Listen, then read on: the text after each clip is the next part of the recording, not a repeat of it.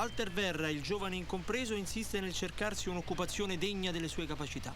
Mi interessa il settore delle pubbliche relazioni. Voce. Le pubbliche relazioni mi interessa. Ma non ha esperienza.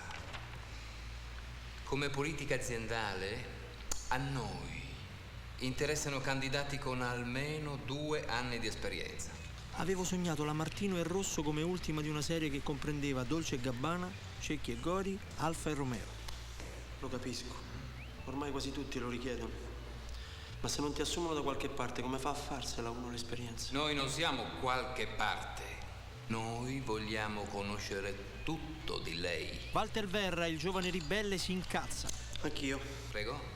Come l'abbiamo tirato su questo ufficetto? Bambini pakistani al nostro servizio, quanti ne abbiamo? Shh, silenzio, mi faccia finire. Che ditta stiamo truffando, individuale, pubblica o privata? E il segretario sotto questo tavolino, dottor Pubbliche Relazioni? Carponi, Carpiati. Chiami la segretaria, voglio sapere. Testimonianze voglio. Lei è licenziato. Ah sì? Licenziato? Perché mi avevi assunto?